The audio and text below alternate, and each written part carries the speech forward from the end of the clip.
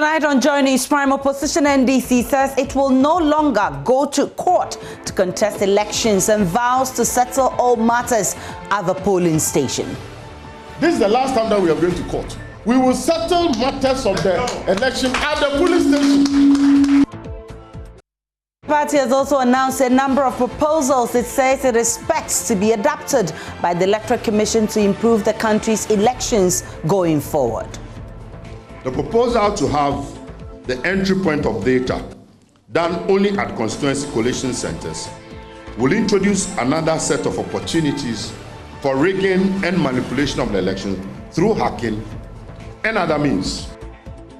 It comes on the back of proposals tabled at the Inter-Party Advisory Committee. Also in this bulletin, strike by laboratory scientists at the Komfanochi Teaching Hospital leaves patients stranded. Since they are saying they are going on strike, it means you have to wait till they resume, so that if you're able to get our results, you can send it to our respective doctors who are supposed to take care of this.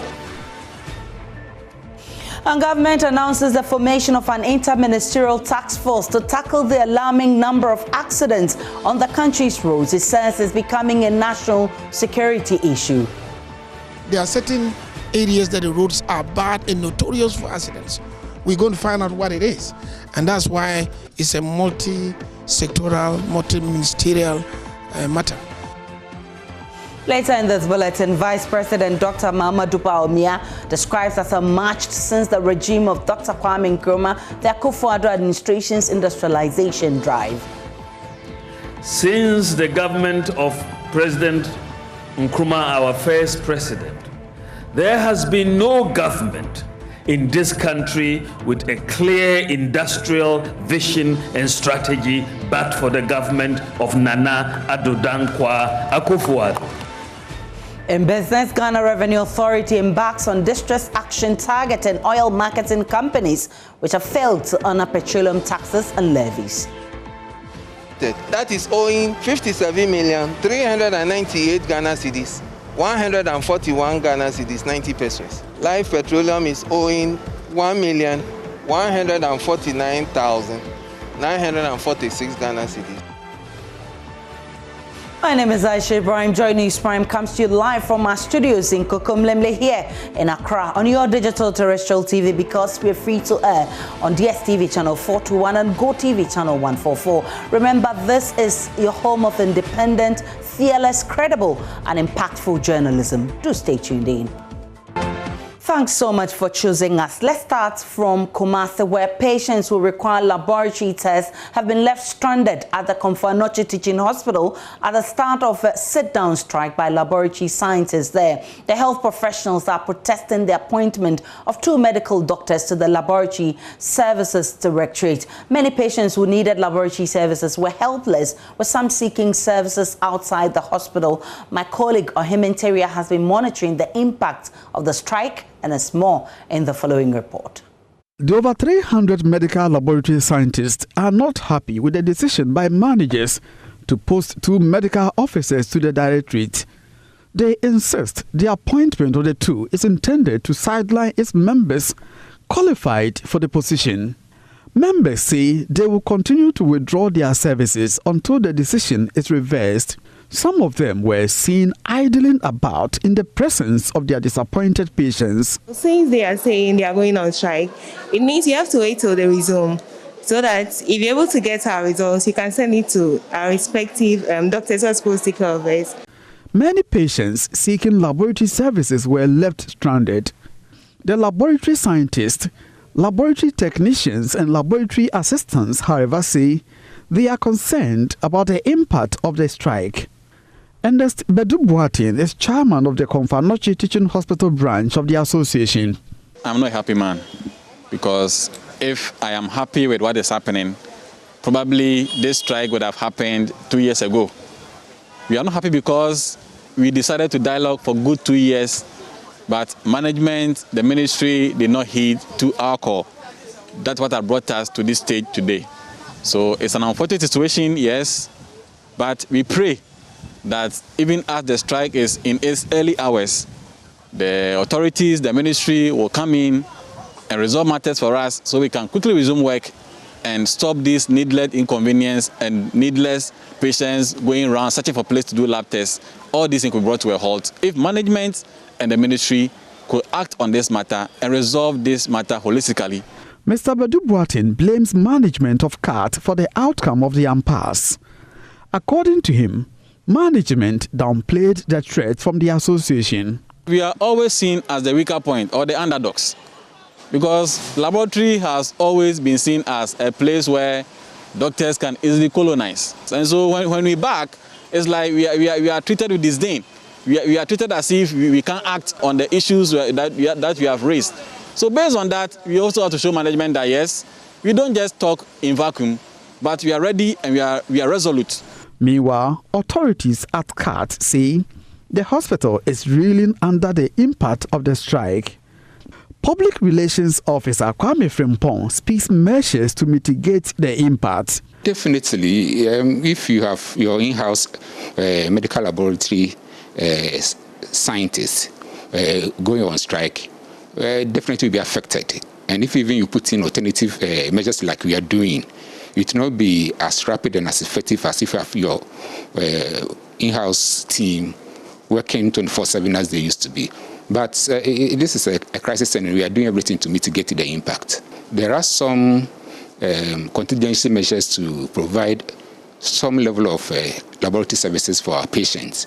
Enough arrangements are being made, and it is hoped that very soon the hospital will be able to serve the numerous patients who come here as far as laboratory services are concerned. In fact, arrangements have already commenced, and we are in talks with some partners, including hospitals and private laboratory service providers in the city, so that we can put in a system that will ensure that samples that are collected at a hospital are processed by these partners. From Kumasi, for Joy News, Ohime Nteria reporting.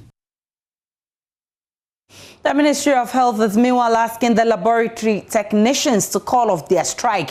Head of the health desk, Fred Smith, here at Joy News, joins me with a copy of the statement. Fred, what exactly does the statement say?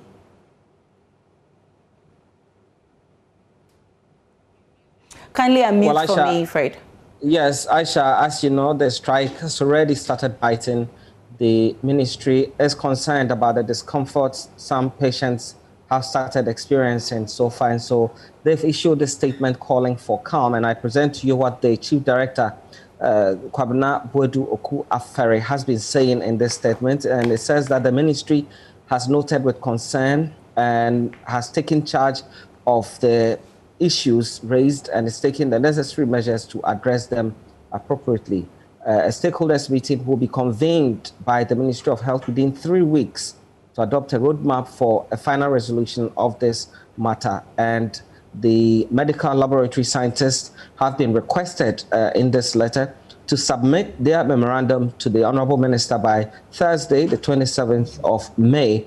And the ministry is also urging all parties involved in this, particularly the Komfanochi Teaching Hospital chapter of the laboratory scientists and the Komfanochi Teaching Hospital chapter of the Doctors Association, CADA, to stay away from any industrial action and to continue with their invaluable services to the general public. And they've also been advised to remain calm whilst the ministry seeks an amicable solution to this matter. And the health minister himself, according to this statement, is leading the discussions or negotiations to resolve the concerns.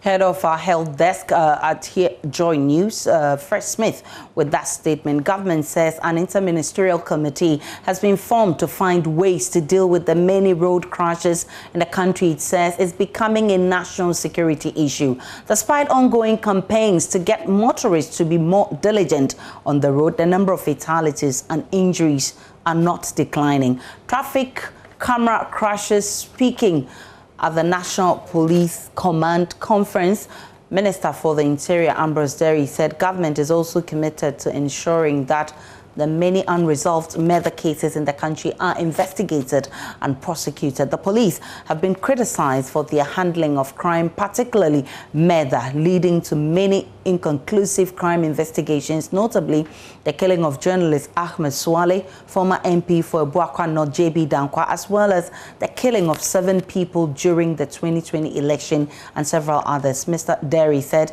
he has been receiving periodic updates from the Director General of the Police Criminal Investigations Department on ongoing investigations. His Excellency the President has actually formed an interministerial committee, which I'm privileged to chair, involving ministers of roads and highways, Minister of Transport, Minister of Communication and Digitalization, Minister of Finance recently, and we're going to have the Minister of Information join us. We are taking it very, very seriously. We are going to have digitalization to help us deal with it, but you will soon realize that there's an increase, patrol of these offenses. There are certain areas that the roads are bad and notorious for accidents. We're going to find out what it is, and that's why it's a multi-sectoral, multi-ministerial matter. I want to assure you that the position of the government has been and remains, as I talk to you today, that all outstanding murder cases be investigated, completed, and prosecution undertaken. And I tell you with all seriousness, because I do ask the Director General to give me, of CID, to give me a report every week, and he does. Yes, not all cases are going to be completed within the short period of time that we expect. You realize that the 2 cases that we think have not yet been sorted out, which has to do with the Swale murder, which we are following, and then also the recent alleged violence by security agencies is being investigated. Our own JB Dankwa's murder, you do realize, has taken a number of years to resolve. Those are things that you will find when you are dealing with criminals. But one thing I want to assure all of you, government is committed to investigating every criminal offense to its logical conclusion. And take it from me, we cannot be influenced one way or the other by whoever is involved. In terms of road accidents, you mentioned it's become a big problem. People are dying. There's a road carnage issue. Is this becoming a big national security issue for government? It is. The minister also called on the police to cooperate with citizens in dealing with issues of crimes in society, even as efforts are made to recruit more personnel into the service. The need for cooperation between the police and the public cannot be overemphasized.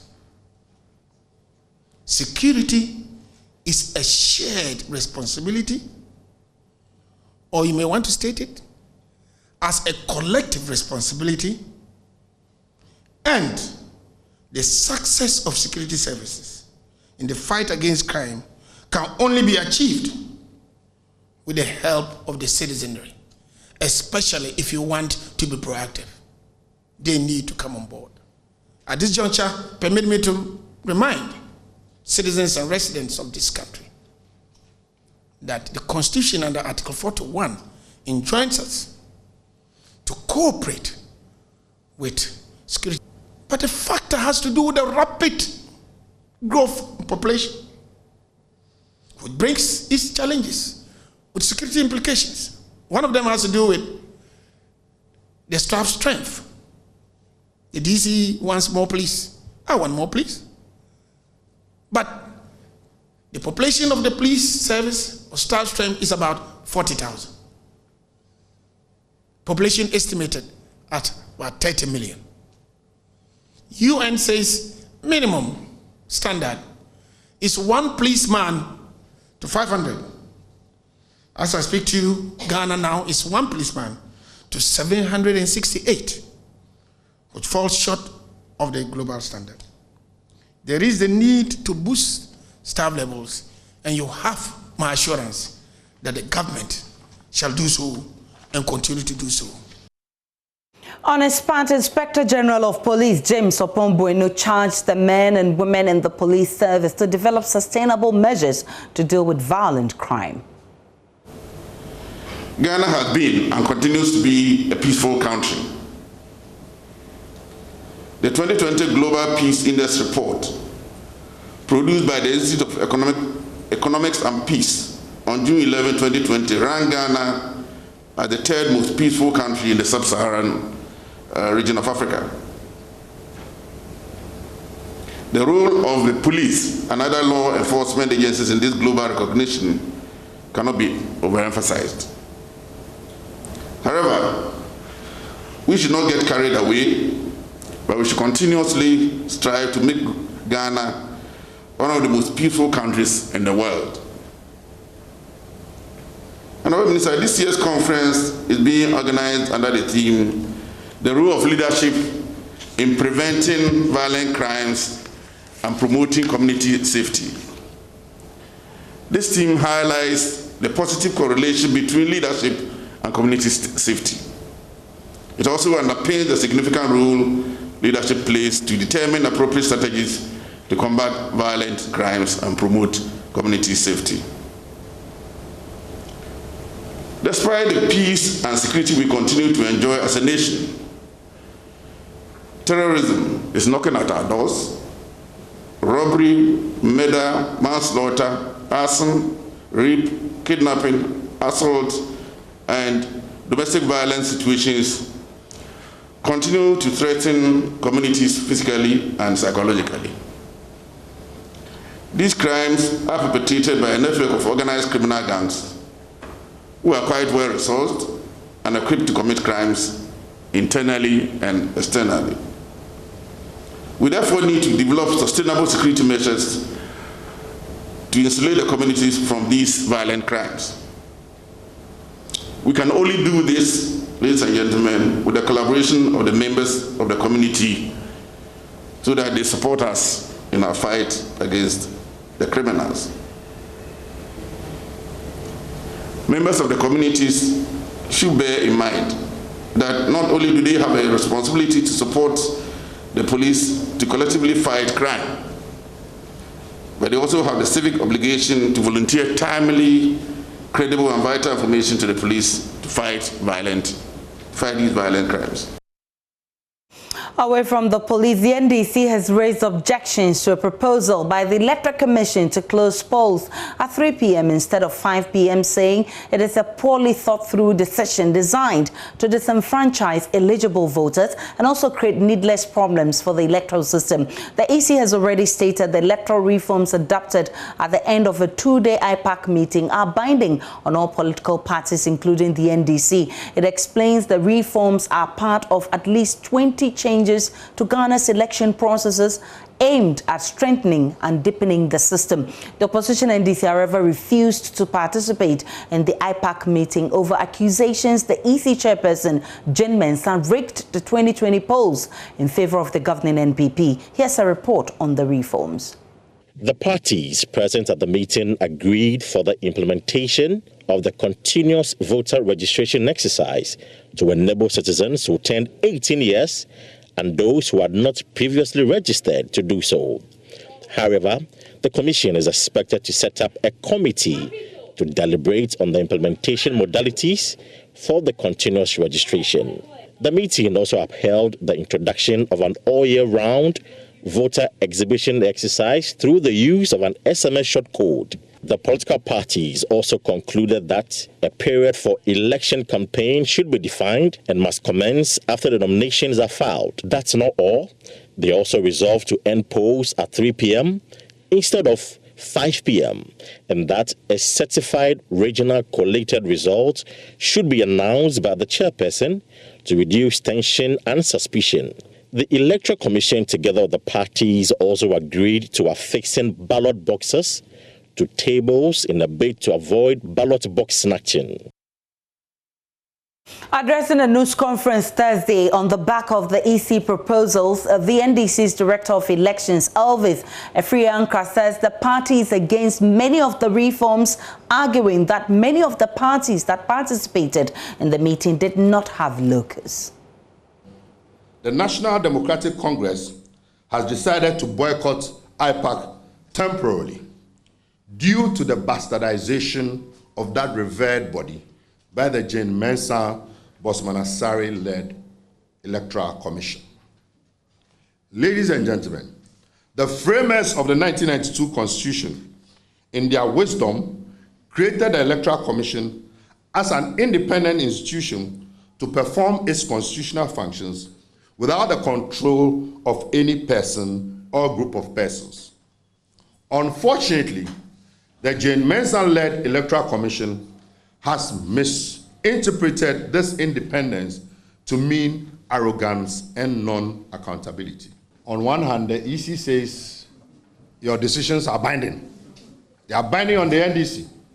The NDC, the biggest opposition party, with 137 members of parliament and a speaker, your decisions are binding on us. In other words, he's telling us, take it or leave it. To hell with you. Is this not precisely what we are saying? It's a confirmation. It's a confirmation of precisely what we have been saying, that the attitude and posturing of the EC has been one of arrogance, disrespect, bias, open and complete bias. And that is why we've given you precedents, several precedents, to show that you go to meetings, you raise cogent issues. Once they've taken, don't forget that yesterday they came out, she did a press conference, right? Then today, they came out with a communique. Tell me what was the difference between the press conference and the communique. So it was predetermined. This is what we want to do. And eventually, this is what they will do. And we're saying that on the basis of that posturing, it becomes completely useless for us to participate in that arena.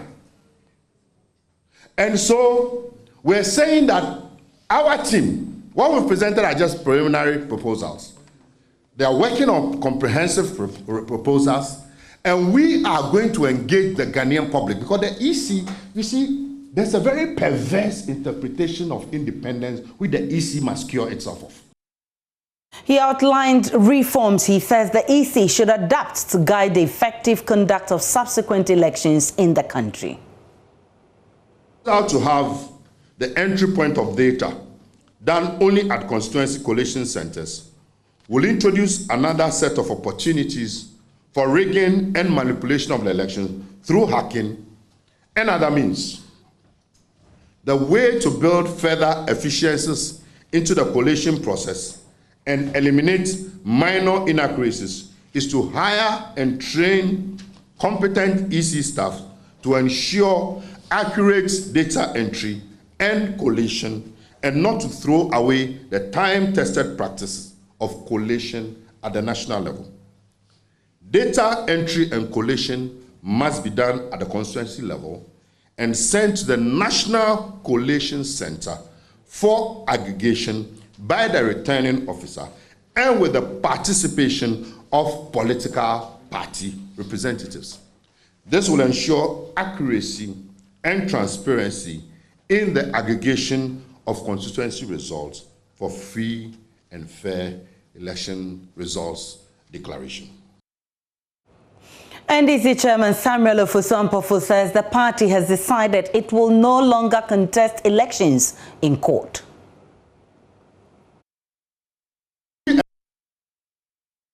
NDC are taking 2024 very seriously and will not leave any stone unturned in ensuring that the level playing field is provided to ensure that we have free, fair election, which outcome will be accepted by everybody. Again, let me also say that this is the last time that we are going to court. We will settle matters of the election at the polling stations, the polling stations and the collation centers. And ladies and gentlemen, let me say that I have participated in elections since 1992 to 2020. It is only in the 2020 elections that military people invaded collation centers. It has never happened. The Electoral Commissioner herself has militarized the Electoral Commission headquarters. Today, it is like a war zone. When we were going, we have gone to IPAC meeting. Now, when we are going to IPAC meeting, military people, fully armed with AK-47, are all over the place. So, you turn around to say that the security of the election is not in your hands. Meanwhile, you have militarized your own office. And by extension, approve the dispatch of military people to go to collation centers and disrupt processes. That is why we are in court in Techiman. And let me end by saying that if Jimensa wants to pride herself that she has organized the best of elections, then I want to remind her that this is the first election that has been conducted, and over 16 constituency parliamentary elections are in court for litigation. This is food for thought for you. Director of Electoral Services at the EC, Dr. Sribo Kweku, however, has been justifying the reform, saying the absence of the NDC does not jeopardize their adoption. Once decisions are made, it is a decision of the IPAC. It doesn't have reflective effect on who was there, who wasn't there. Once it is the decision of IPAC, whoever, but that was it's still, we are. So it's binding on all parties, including the NDC? Yes, we cannot say that I wasn't part because it's an IPAC decision. But we are still discussing and the rest. So we shouldn't change. But the most important thing that anybody who follows whatever we are proposing will realize that it's not for the benefit to advantage of any political party.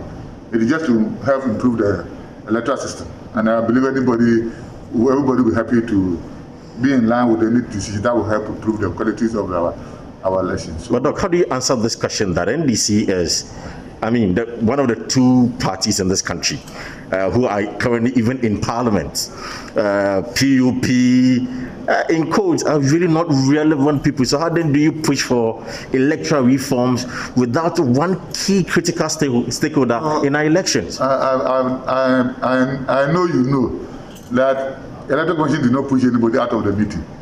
We invited everybody. And once we invited everybody, we don't know the reason why they couldn't come. But we should still move on and come out with the proposals.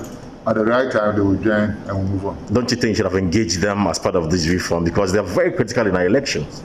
But what engagement you think of again, apart from inviting them to a meeting? So if he invite you, and maybe some reason you couldn't come, it's not one day off activity. We have other additional days that will come. So the appropriate time they will join us for us to move forward. So are you expecting that when finally the NDC joins our party meeting, they should submit themselves to the proposals and conclusions that you guys have adopted today? If they join and they think they have a reason why something shouldn't happen, we all join and move on.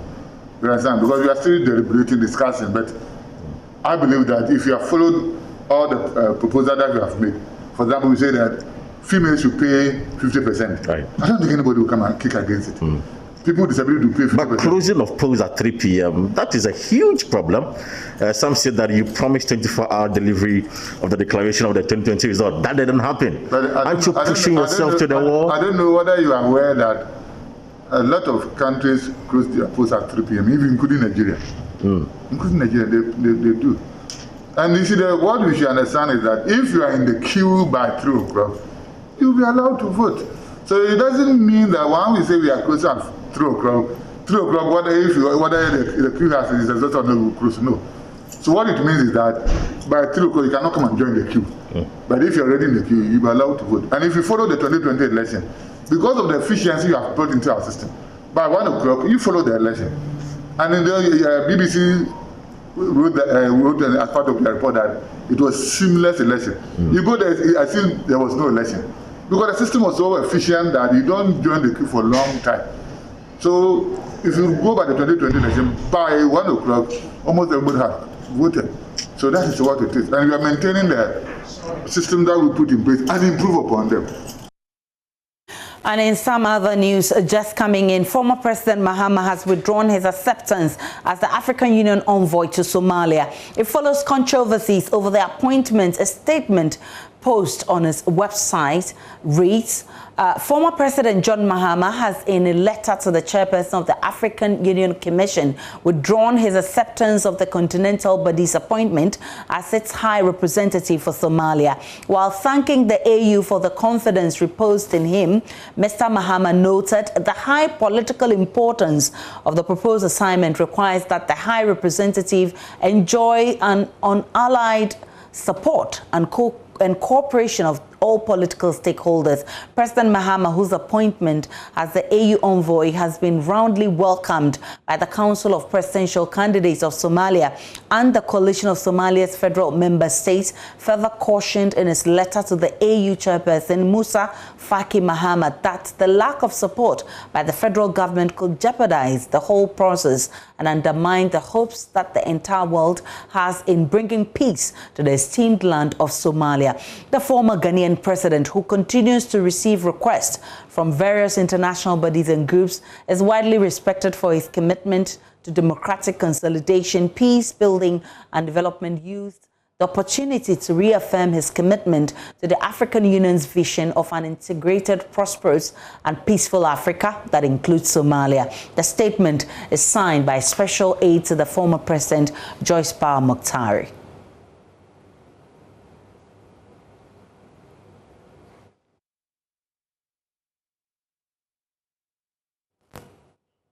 And so to come in this bulletin, Vice President Dr. Bawumia describes as a march since the regime of Dr. Kwame Nkrumah, the Akufo-Addo administration's industrialization drive. Since the government of President Nkrumah, our first president, there has been no government in this country with a clear industrial vision and strategy but for the government of Nana Addo Dankwa Akufo-Addo. In business, Ghana Revenue Authority embarks on distress action targeting oil marketing companies which have failed to honor petroleum taxes and levies. Santor Limited, that is owing 57,398 Ghana cedis, 141 Ghana cedis, 90 pesos. Life Petroleum is owing 1,149,946 Ghana cedis. Details in business with Charles Aite shortly.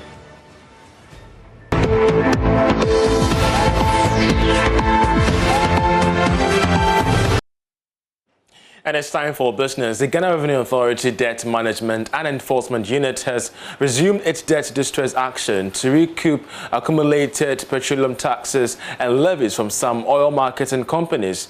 Now, this morning's operations began at the premises of Great Petroleum, which is owing in excess of 1.2 million cedis. The team locked up the premises of the company after several attempts to get them to make part payments proved unsuccessful. Here is more in this report.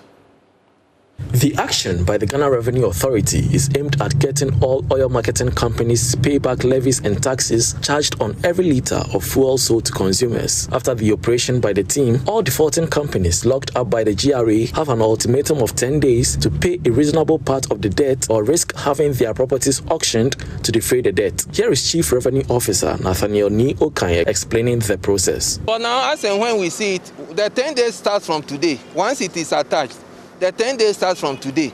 So if after 10 days, these ones are auctioned, and we see, and Ghana Revenue Authority has not recovered all the money, wherever we see or we get any asset, it will also be attached, auctioned until we are able to recover that amount. The arrangement you should do should be satisfactory to Commissioner General, and that is one of options available to those indebted to Ghana Revenue Authority to pay their taxes. It is relaxed sometimes if you are in difficulty. Come and explain yourself and how you will pay, and it should be satisfactory. It is not that you owe and you give Ghana Revenue Authority between 5 to 10 years. That means it seems you don't want to pay. Mr. Okan used the occasion to break down the debt owed by the defaulting OMCs and the accumulated period. Santor Limited, that is owing 57,398 Ghana cedis, 141 Ghana cedis, 90 pesos. Then we have Great Petroleum, that is owing 1,253,969 Ghana cedis. Life Petroleum is owing 1,149,946 Ghana cedis, 78 pesos. Showbiz Petroleum, 5,122,387 Ghana cedis, 20 pesos. And we have Sunnydom where we are now. Sunnydom is owing 862,702 Ghana cedis, 13 pesos. At Soweto in Accra, the Showbiz Petroleum filling station escaped the action due to a transfer of ownership letter approved by the National Petroleum Authority to new managers. Now, Ghana's lottery 787 NLA has rewarded a school administrator 20,000 cedis in the just ended draw number 77 held. We have more in this report. Joseph Asa Eisen from Dome Pillar 2, upon receiving the 20,000 cedis cash prize, shared the prize will be of greater good to his family's educational life. Overjoyed Joseph expressed gratitude to the 787 lottery and urged all to partake in this week's super jackpot draw.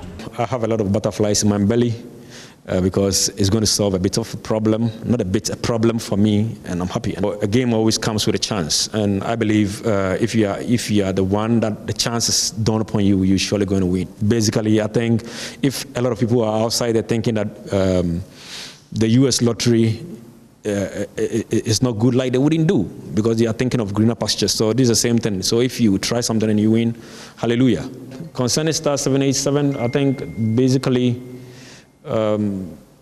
it's not all about the money, it's all about impacting ideas, because personally being here, I've had some friends and with good relations, so I think they are for reals. The head of customer experience, Richard Akotobanfo, at the event announced Star 787 hash full house package guarantees at least a 10 cedis win in this Saturday's super jackpot draw. This Saturday, we are looking at a jackpot value worth 827,000 Ghana cedis. My very good friend, this is a life-changing opportunity. Just take Star 787 hash with only 5 Ghana cedis and change your life with 827,000 Ghana cedis jackpot. You equally stand a chance to win 20,000 Ghana cedis guaranteed unique prize, and this could be your life-changing moment. Just take the opportunity now and take home this huge prize, plus 200 Ghana cedis on Tuesday, Wednesday, and then Thursday. Don't miss this opportunity. Dial Star 787 hash. That's how we end business. Sports is coming up next. To stay. Many thanks for staying with us. Time to bring you sport here on Joy News Prime. My name is Hans Mensah, and the president of the Confederation of African Football, Patrice Motsepe, says corporate institutions are unwilling to partner with the continent football governing body because of perceived wrongdoings by the previous administration. In an audio intercepted by Joy Sports from CAF's executive committee meeting in Kigali last weekend, Motsepe can be heard telling members he's been asked to clean his house by potential partners. There is more in the following report. Now, there are concerns about refereeing in the Ghana Premier League. Referees manager of the Ghana Football Association, Alex Corte, says officials were trained prior to the start of the second round of the season to implement the decisions based on the practical training they received. But its commencement was delayed, which affected the performance of referees. It is practical work. How do you anticipate where the ball will go next? It is practical. How do you, so after reading and anticipating, how do you now begin to move? Do you have to move before the ball, or you know, all that? So we took them through a serious practical work, 3 days in Pram for each group, and they all attested to the fact that, yes, they think that for this course, it was better than all the courses that they have had. And so we pray that whatever they have learned in Pram, especially the referees, I mean the core work, you know, of what we did in Pram was on the referees. We just hoping and praying that they would apply them. I mean they would apply them. It is rather unfortunate that in fact, we knew that the league was starting 2 weeks, you know, when it broke the first time. Then it was postponed for another 2 weeks again. And so that actually took the somebody will say the vim out of them, because we prepared in a way that right from Pram they were going into the game. Okay, and so after Pram, 2-3 weeks had elapsed, and we don't know what they are doing back home. You understand? But well, That's it for sports. There is more sport later in the bulletin. For Showbiz, Becky is here with the very latest. Hello, beautiful. Hello to you, Aisha. I miss you. So much. I do miss you. Oh, look at you. Oh, so cute. I love that smile.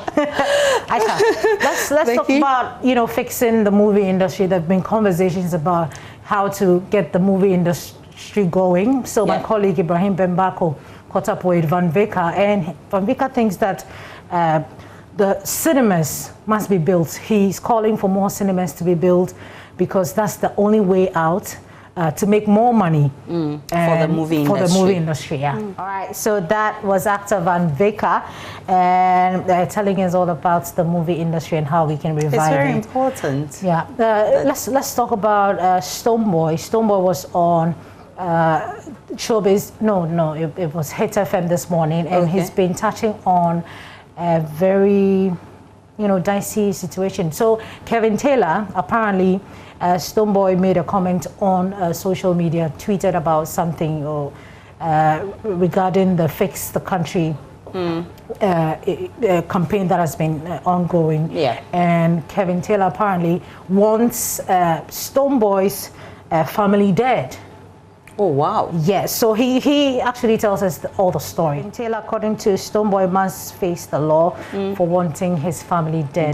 Let's talk about Meghan and Harry. It's been 3 years of their marriage, and as part of celebrating 3 years, of their beautiful marriage, they've decided to release a movie. It's a fictional movie about them. Okay, escaping the palace. You're talking about the palace. Yeah, ET Entertainment tonight. Definitely be looking forward to that. And I wish them well. Yeah. Thank you so much for bringing us Showbiz, Becky. And that'll be it for Showbiz. For those of you watching on Joy Prime, that'll be it. For more news, log on to myjoyonline.com. You will see a number of the stories posted there. ECG publishes another Doomsor timetable effective May 27 to June 11, and there are updates of all the developing stories there.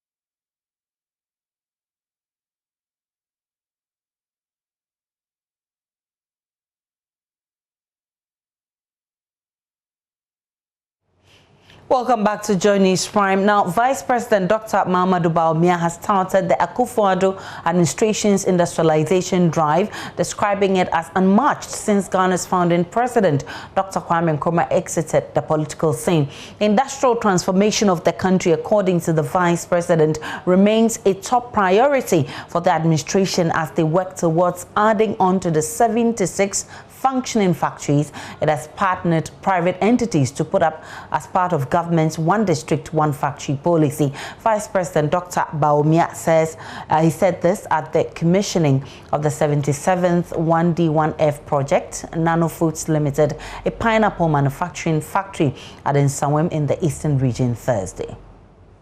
We look back in history and we realize that one of the keys to economic development, sustainable development, job creation for our youth is industrialization. It is the way you create quality jobs. And this is why Nana Addo Dankwa Akufo-Addo embarked on this one district, one factory initiative. Since the government of President Nkrumah, our first president, there has been no government in this country with a clear industrial vision and strategy but for the government of Nana Addo Dankwa Akufo-Addo. We have been seeing closures of factories, but under Nana Addo Dankwa Akufo-Addo, we are seeing openings of factories. I can confirm that government's other efforts on transforming the economy through agriculture is beginning to yield much fruits. As the world continues to navigate the challenging times presented by COVID-19, it is important that we explore all the opportunities in the traditional sectors of the economy to accelerate the economic transformation agenda led by His Excellency Nana Addo Dankwa Akufo-Addo. Where the actual production of the pineapple juice takes place, and with a workforce of about 100 hands, it is the expectation of the managing director of this new factory, which falls within the One District, One Factory initiative of the administration, to employ at least some 300 workers once they prepare to begin shipment of their produce to Europe and the Americas. Not only pineapple. You will see that we have canned mango, we even have canned zomi, palm oil, and we do not doubt that we should be able to preserve and also export garden eggs, snails, and even experiment with plantain and yam in cans. With the opening up of the African market under the African Continental Free Trade Agreement, that's the AFCFTA, by the reduction of tariffs, we eagerly look forward to making our brands of pineapple products a bestseller on the African continent. We are especially looking at markets in Morocco and Egypt, as well as the ECOWAS region. We want to decentralize industrial development in this country and bring industry to the doorsteps of the average Ghanaian. We all know that for several decades, if you want to see a factory, you have to go to Accra or Tema before you can see a factory. Now, 1D1F is making sure that we bring factories into every district in our country. But it goes beyond that. It is also designed to add value to our natural resources at the base. And there can be no better example of this than Nano Foods that we are commissioning today.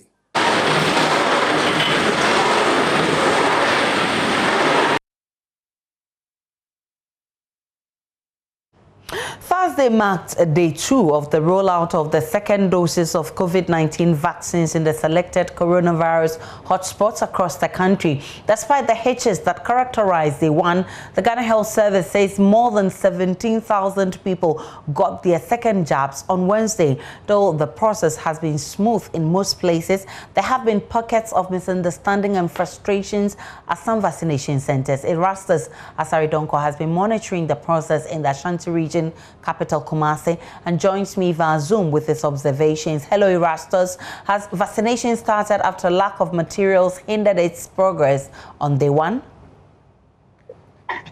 Yes, vaccination started today. The first day was characterized by the lack of certain materials, especially the new card with a hologram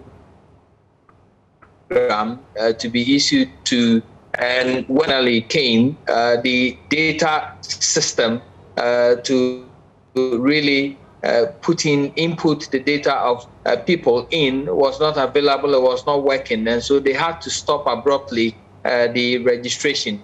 And so today, when we went to many of the centers, especially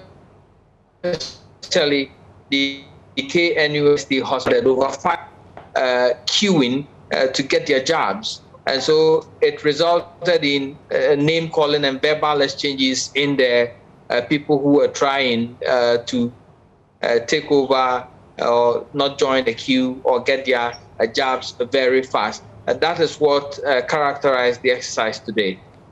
So we're talking about frustrations. What really caused the frustration among patrons at some of the centers you visited? In fact, it was the slow nature, extremely slow nature of registering and inputting data of those who had come to take the jab into the system. They had only one tablet and one person registering over 500 people, and it took a long time to finish with one person. So people had to stay in a queue for a very long time. And, some of them have been there since 5 a.m. at that day. So tensions were high. That is Erastus Asaridonko, our correspondent in the Ashanti region. Let's listen to some people he spoke with on the ground. I'll show you the document that I'm 76 and a half years old. And I am a Ghanaian on top, and I'm 48 Ghana in Kumasi here.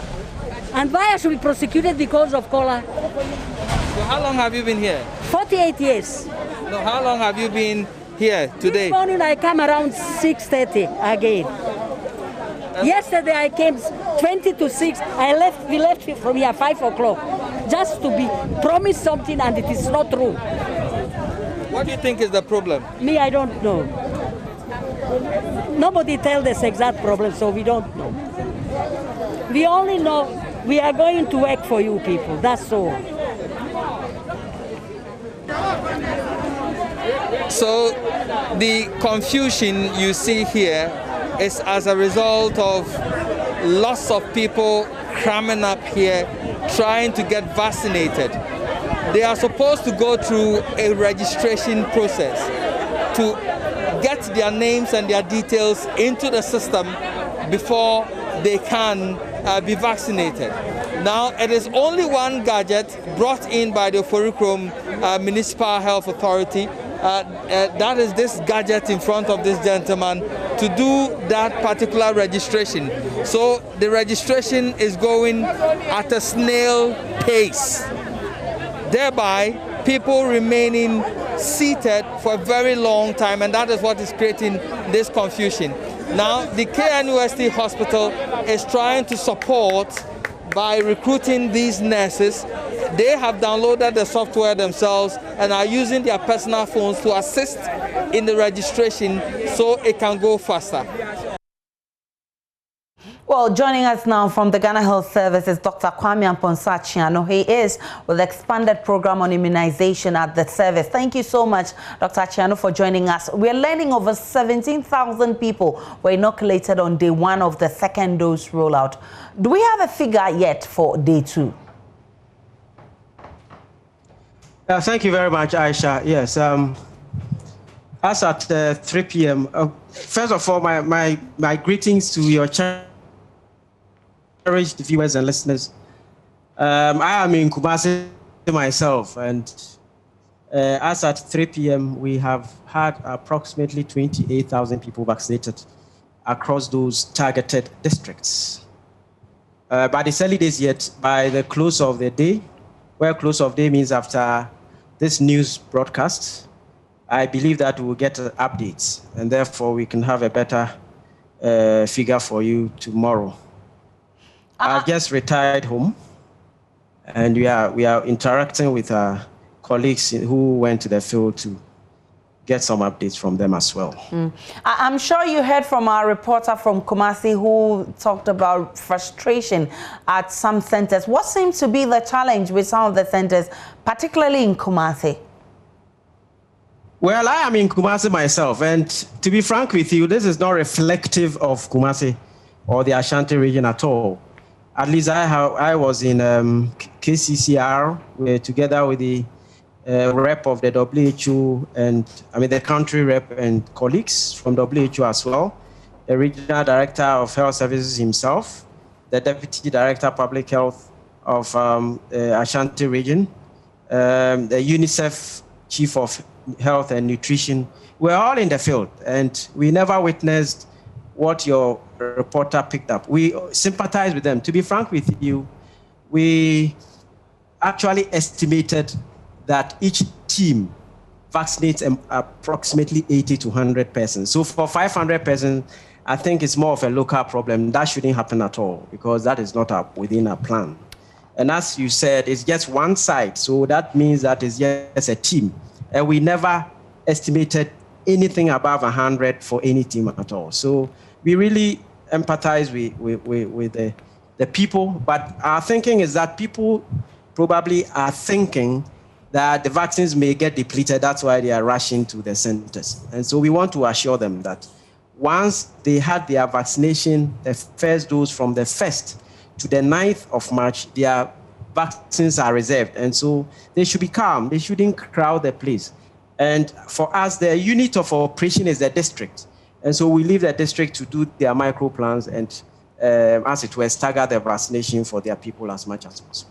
But there are some, though, who have received their text messages all right, except some of them say they are being asked to go for their second jabs at some other places different from where they took the first jab. Most importantly, they say the places are unknown to them. Is there a way they can get clarity? For instance, a number they could call? Okay, so the traditional hotline for COVID-19 issues, including vaccination, is 112, but they can share some of these things on the various social media handles that is being handled by the Ghana Health Service.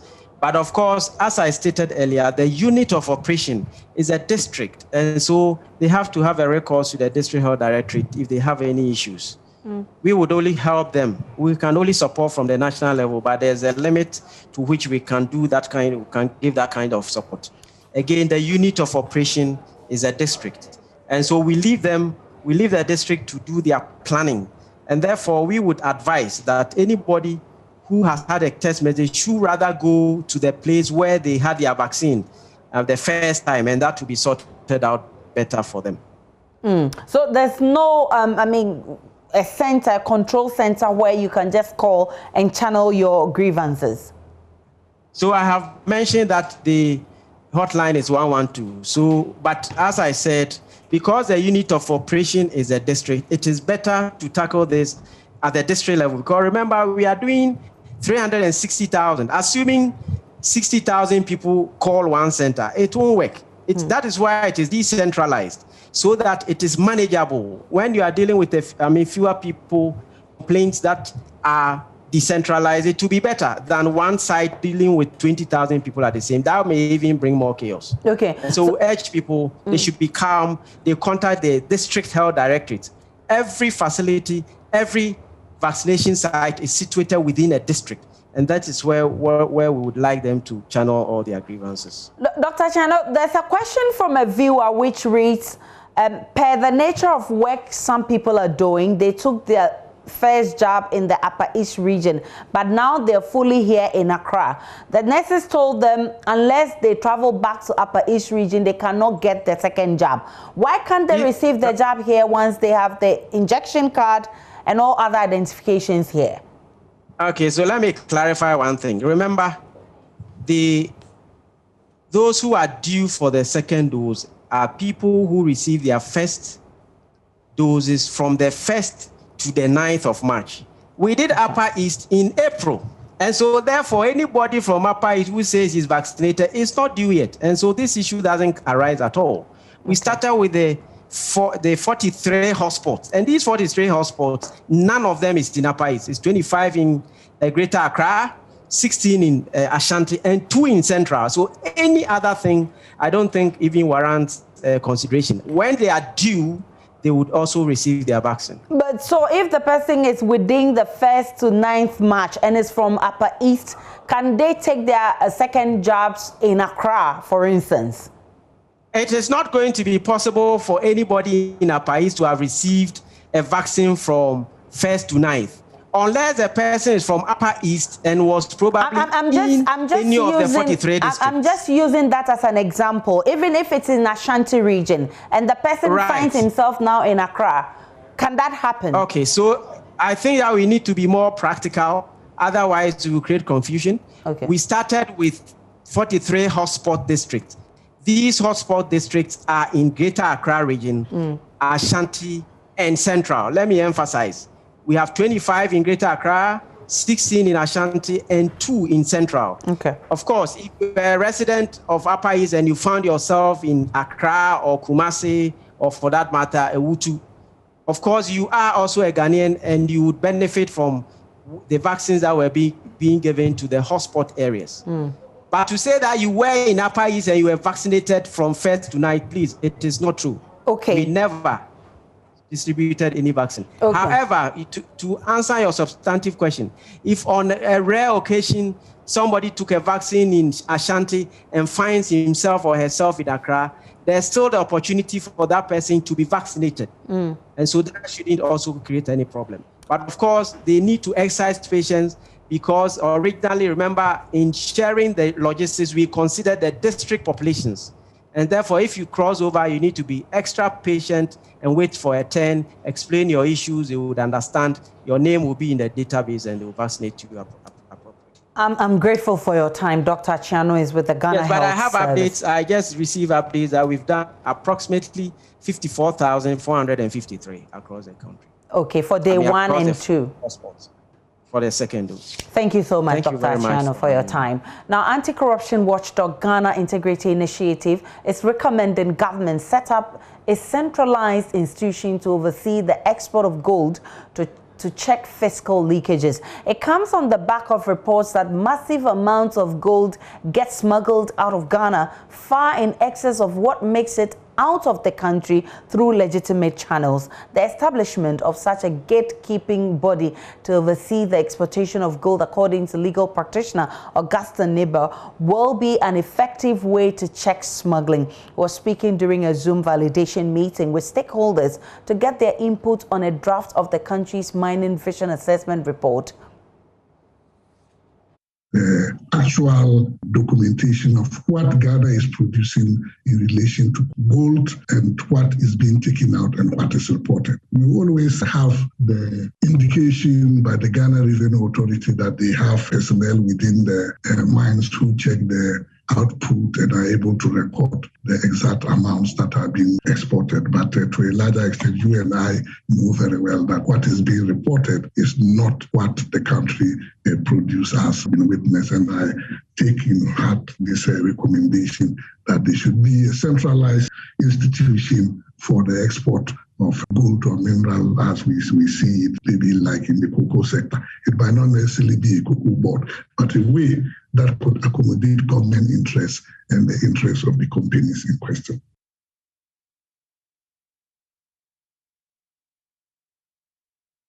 Now, Ghana is said to lose over $2 billion annually in unpaid royalties and taxes on gold smuggled out of the country.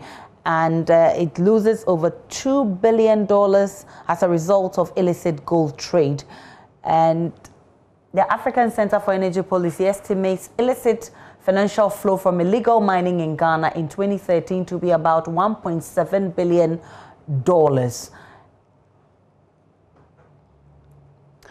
In 2018, President Akufo-Addo revealed $5 billion was unaccounted for in gold exports from Ghana to the United Arab Emirates.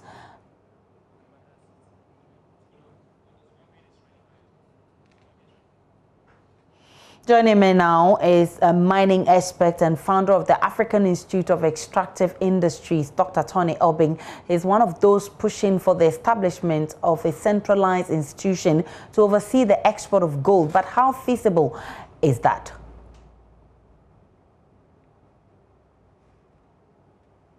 Dr. Obing, kindly unmute for me. Kindly unmute for me. Yes, I've done that.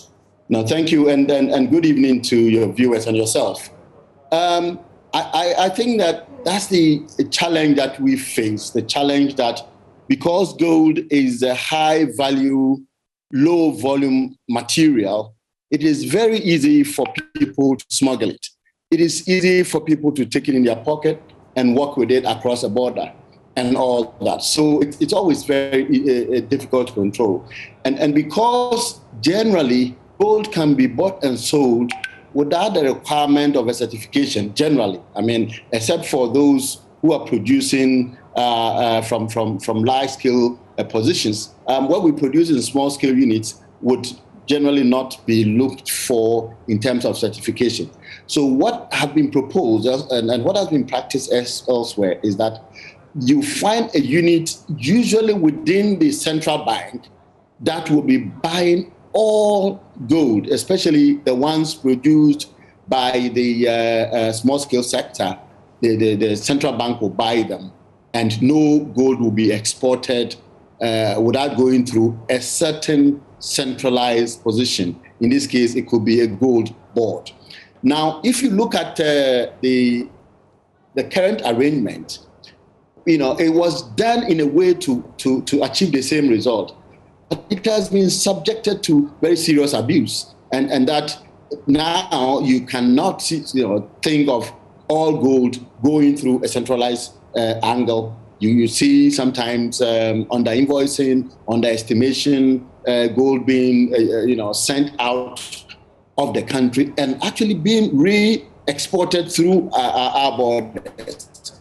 So a centralized area, a centralized point of export will help the country. First of all, it will help the country manage the quantum of gold produced, and it also help us, trace the kind of a benefit that is due to government, and that's if you look at the diamond industry.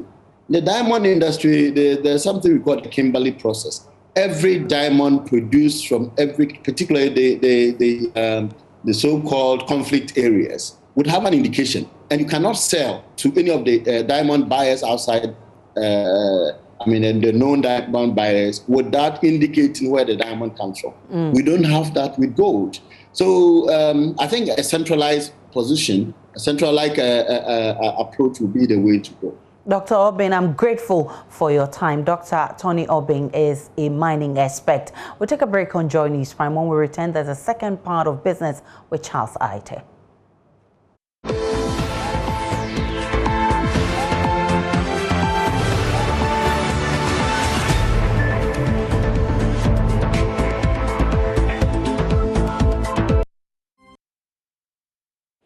And it's time for business. I'm Charles Aite. The banking and finance expert Dr. Benjamin Amwa has justified government's move to secure 170 million euros for the establishment of the Development Bank of Ghana. Questions are being raised concerning the acquisition of the facility from the European Investment Bank by government, which is already debt-ridden. Some analysts have also argued that NIB and ADB banks can serve the purpose of the Development Bank. Dr. Amwa disagrees with that. He says the benefits of the Development Bank far outweigh that of the risks. There's been a lot of background work, including the World Bank, to lead this initiative. And so it has come at a good time. It is good. The 170 million euros translate into about capitalization for 3 universal banks. That's about 1.2 billion. So that 170 million euros, if you want to look at it in today's terms, about 3 universal banks that is coming together to provide this facility. And so once we have a business case and want to transform the economy, we're going to have a good governance system in place to make sure that the funds are used and utilized well to transform the economy. Then there's a good business case for the 170 million euros to support the SME sector that is very important for the growth that we want to pursue. I know some others who would disagree with you on this matter, but you pointed out NIB and ADB, which originally, I think, had some development funding programs. And so the other argument is, why not merge NIB and ADB to meet the same needs rather than set up a new bank? Yeah, it's a good argument to make. However, if you looked at NIB and ADB, these are banks that have not posited good and appreciable results over time. Again, these banks have a lot of overhangs on themselves that they have to deal with. You don't want to start an initiative with institutions that have a lot of issues to do. You need to have that new kid on the block free to establish and have new relationship with businesses than to pump in a whole lot of money into setups that do have challenge currently. So if you are going to have a new setup to start new relationship, it gives us a clean slate to start on, to build a business case and to monitor, than to merge these institutions that have not given us so much good results and then pump new money into it that may not be turned around successfully. So for me, if you ask me, I'll say yes, it is good we start with a new setup clean slate with new funding, a good governance structure in place to make sure that what happened to the others in the past will not be repeated. My final question, there are concerns about our debt situation. And so while we are building a good business case, aren't we exposing ourselves to certain risks? Definitely, banking is the business of managing risk. So once you go into banking, you are exposing yourself to some level of risk.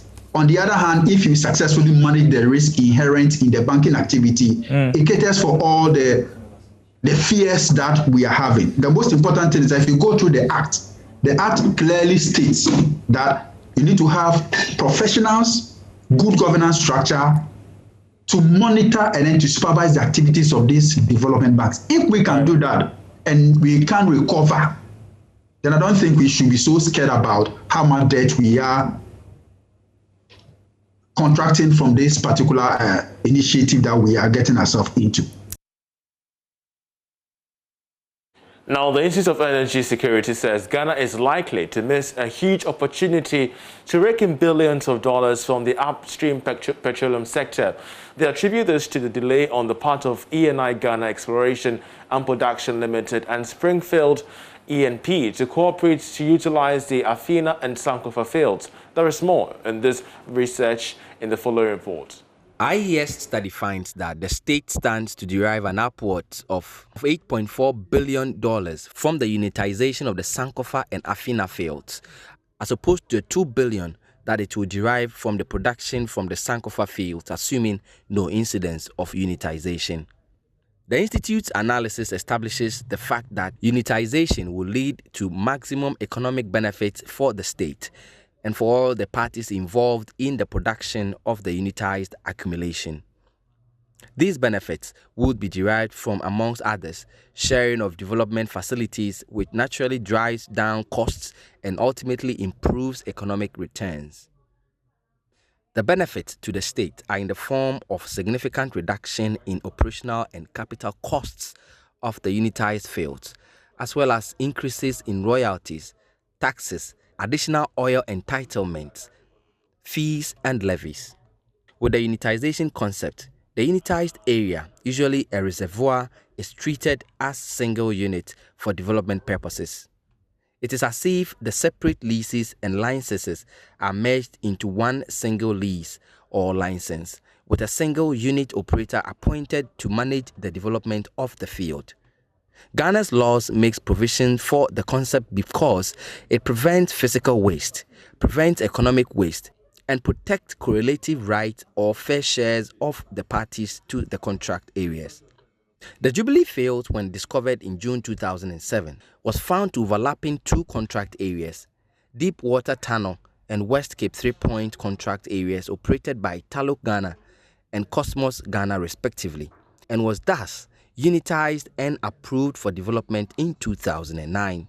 Following that, first oil was achieved in December 2010 and has since produced oil in excess of 311 million barrels, raking in over $5 billion for the country through carried and participating interests, royalties, corporate income taxes, and surface rentals. Now, banks are expected to procure verification devices in order to make Ghana cards acceptable for transactions. That's according to the National Identification Authority. In an interview with its Executive Secretary, Professor Kenneth Atafua, he says the plans are far advanced, that they ensure that the card becomes acceptable by banks and telecommunication networks by December this year.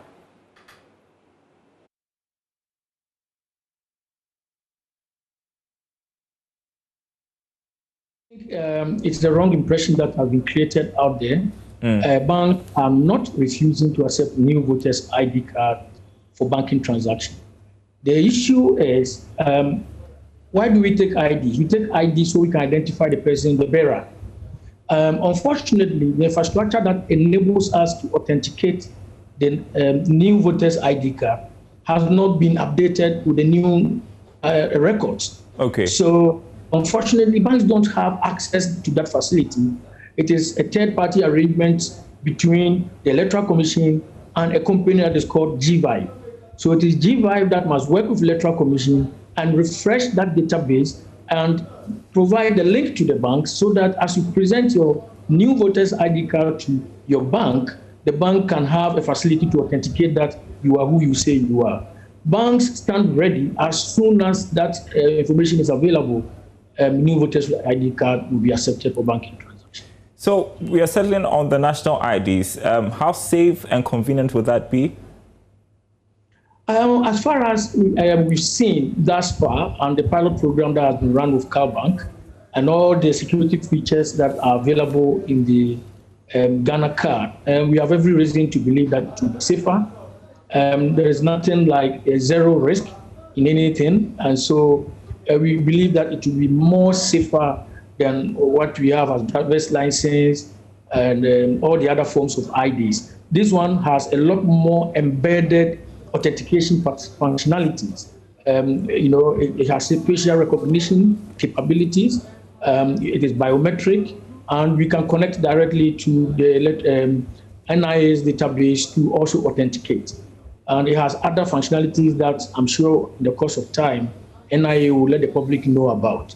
So to that extent, I'm not an expert in this field, but to that extent and to the extent that all these security features have been embedded, we have a reason to believe that it's safer. Okay, final question. What timelines are you looking at? It's difficult to be explicit about timelines and be emphatic about that because there's an ongoing process which has yet to start, and that is an integration process. And whilst we're going through the integration process, there must be, as the Executive Director or the Secretary, Professor Tifua of NIA, Professor Tifua mentioned, there is also the leg of procuring the biometric devices that we will use to authenticate the bearers of these cards who present into a banking environment. So it's difficult to say it is A or B, but in the interim, the workaround we've found, working with NIA and Bank of Ghana, is whilst we are working on making sure that that comes on stream, the available processes for identifying our customers will be in force. Tentatively, we're giving ourselves until the end of this year, which to allow for the parallel run. And I'm sure by the end of this year, I'm sure we would have made significant progress in onboarding the NIA and the Ghana card, and then perhaps these other cards will fill out. Well, that was actually that of the president of the Bankers Association on the communication to various customers of respective banks, the need for the national identification card and its primary source of documentation for transactions. Let's now bring in the head of the NRA speaking about the preparations being made for banks across the country to accept these cards effective July. The verification platforms which will enable the banks and the telcos to verify the identities of people who present the Ghana card has been built. It has been tested or piloted with CalBank. It has been found to be working perfectly. It now remains for the banks and financial institutions and the telcos to procure the devices, the verification devices, which will make the verification system possible. The platform is built and is ready, and the conversations with the Bank of Ghana and with the Ministry of Communications are at advanced stages so that all the financial institutions and the banks and the telcos will be able to procure these devices so that we are a go. But because the procurement of these will inevitably take some time, it is envisaged that there will be a certain moratorium, a certain period during which they must all come on board. So that is being done, and I am confident that, as the Vice President has announced, latest by December 31st of this year, all these banks and non-banking financial institutions and the telecom companies will be on board. And that's how we end business. Sports is up next. To stay. You're welcome to the second installment of Sports on Joy News Prime. My name is Hans Mensah. The president of the Ghana Football Association, Keto Kweku, has revealed the desire of the association to build the capacity of members to enhance the administration of the activity. Speaking at the Asempa FM's capacity building program, the FA president said it is crucial to improve the quality of individuals. Indeed, our football association is very much interested in capacity building. So, at the beginning of the season, the FA embarked on loads of capacity building exercises that ensured that our clubs were better informed, our officials were trained, so that our industry will be what we want it to be. Indeed, our FA ran football-related training sessions for football administrators across all the 10 regions. We also ran courses for our referees, and that also included some integrity training.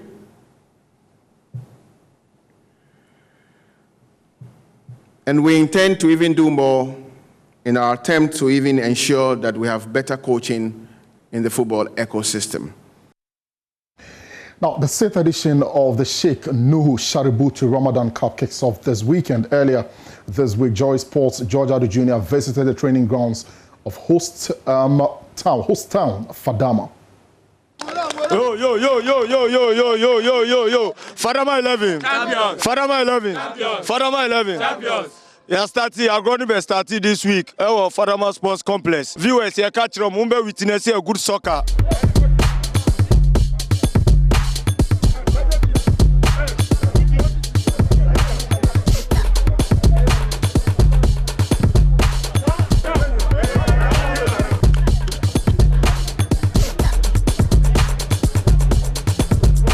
So the 2021 Ramadan Cup is on, and we're going to see the action starting this weekend. I have come to a fantastic community, Fadama. They call themselves the host nation, and they want to do host and win. They have been winning this competition. I saw them training, and you really need to look out for them. Fadama 11, are you here? Now, before I do anything, let me talk to the champion supporter. I hear there's a champion supporter. Oh, make some noise for your champions. Okay,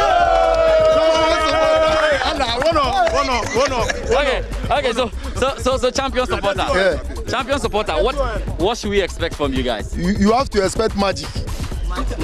This is magic. My players, they do magic. You will not believe, you see them small like this, but when they enter the pitch, you'll be shocked. You'll be shocked. So Fadama, you are bringing magic football. We are bringing, you have never seen it. Because you know why? Tell me. We right now, we believe in football. In Fadama, we believe in football. Because they will tell you education is the key, But when you finish, the politicians have changed the padlock. So you open up. So as for football, we are ready for football. And we are taking it. I promise you. Yes. If we did not take it, change my name from Gino to Senior. To Nanadu.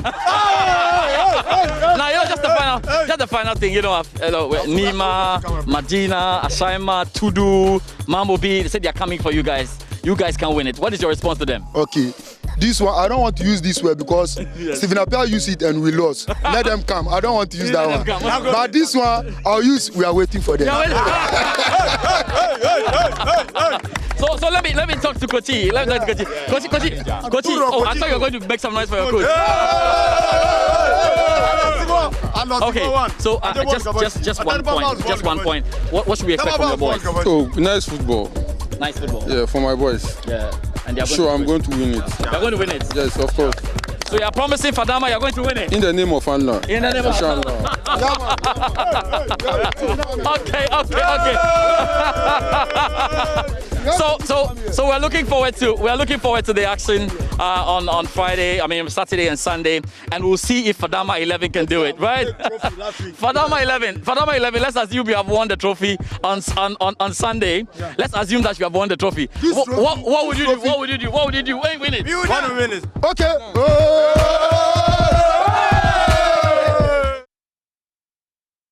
Interesting this weekend in the Ramadan Cup. That's it for sport. You can find more at myjoyonline.com/sports. My name is Hans Mensa Ando. Welcome back to Joy News Prime. To the rest of our stories. Growing insecurity in the West African sub-region is forcing countries along the Gulf of Guinea to augment their military power to ward off maritime-related crimes, especially piracy, which continues to threaten lives and property at sea. Ghana's Chief of Defense Staff, Vice Admiral Seth Mahama, is pushing for the acquisition of modern and sophisticated ships, as he says those will dramatically boost Ghana Navy operations. There's more in the following report by Kwame Yanka. The sophisticated vessel, the first of its kind in the sub-region, will undertake surveys focusing on sea bottom surfaces, depth, organisms, among other features that affect navigation and related activities. The International Maritime Bureau in 2020 recorded 130 maritime kidnappings in the Gulf of Guinea and has recorded 38 incidents in the first quarter of this year alone, aside huge sums often demanded as ransom. The vessel will therefore play a significant role in rescue operations, patrols, among other duties for countries in the region. The multi-purpose vessel will also help the Nigerian Navy in mapping activities, compiling information for the 2030 Seabed project, aimed at improving safety of life at sea. Chief of Defense Staff, Ghana, Vice Admiral Seth Mahama is hopeful the move will motivate Ghana to consider a similar acquisition to safeguard the country's waters. This should be a motivation, a shining example to the government and the people of Ghana to also do something, acquire that state-of-the-art ship of this nature. Already we are thinking of some acquisitions in the near future, but the visit of this ship has motivated us a lot to speed up the process of acquisition. Nigeria's Chief of Naval Staff was represented by Rear Admiral Emmanuel O. Beckley. He said the latest acquisition is part of President Muhammadu Buhari's maritime policies. Furthermore, the ship has automatic weather station, wet and dry laboratories, scientific and technical workshop, as well as operating and processing rooms for survey data. It is envisaged that the rebate of NS Lano will afford the Nigerian Navy Hydrographic Department the leverage to successfully and systematically conduct hydrographic surveys and charting of Nigeria's waters. For Nigeria's ambassador to Ghana, Hamza Gambo, it's a call on Ghana's government to continually build on the cooperation between the two countries. I want to appeal to the government of Ghana to continue extending the hand of cooperation with Nigeria. We are already into a number of agreements, brotherly agreements between Nigeria and Ghana. There are a lot of military agreements, military engagements between Nigeria and Ghana. And I want to assure you the Nigerian government will continue with this brotherly relationship between Ghana and Nigeria. Many other naval officers representing both countries were present for the symbolic bilateral gesture between the two countries, which, although have had a few differences, understand they need each other. Kwame Yanke's reports for Joy News.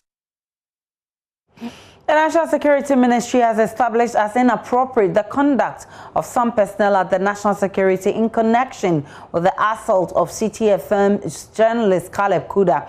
Kojo Yankson joins me with a copy of the statement released a few minutes ago. Kojo Yankson, I'm grateful that you joined us with that statement. What does the statement say exactly?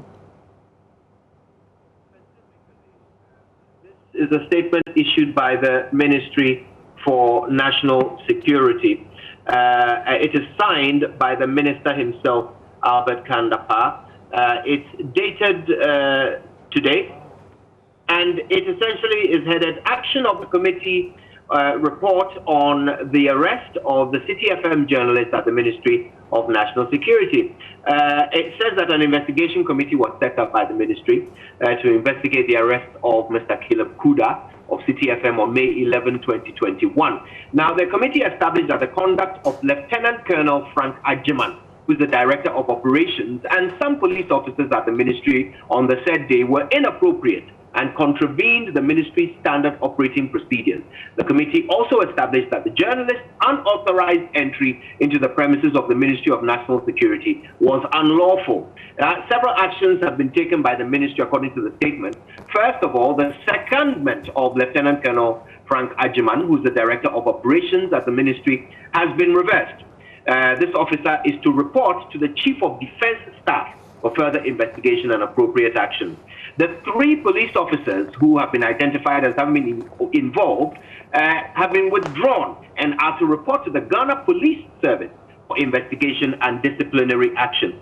The Ministry of National Security then goes ahead to assure the general public, particularly the media, that the ministry will investigate any complaints against personnel of their agencies and do so expeditiously. They speak of the tenets of national security, and they say it should be based on a whole of government and whole of society approach and cooperation from all well-meaning Ghanaians. And then it assures the general public that these measures will continue to be taken to ensure the highest professional standards to engender public trust. And it's signed by the National Security Minister, Albert Kandapa. So it didn't state exactly what appropriate sanctions have been given? No, the statement seeks to remind the public that these individuals are not employed by the ministry or even by national security, that they are seconded from other institutions, the police and the military. And so if they are to be disciplined, it must be done by those institutions. So having completed the investigation, they have handed those reports over to the institutions along with the personnel so that the institutions can then go ahead and do what is their mandate of disciplining these individuals if necessary. Kojo Yankson is host of the Super Morning Show with that statement from the National Security Ministry. And as I wrap up the bulletin tonight, my name is Aisha Ibrahim. For more news, log on to myjournline.com to enjoy the rest of our programs.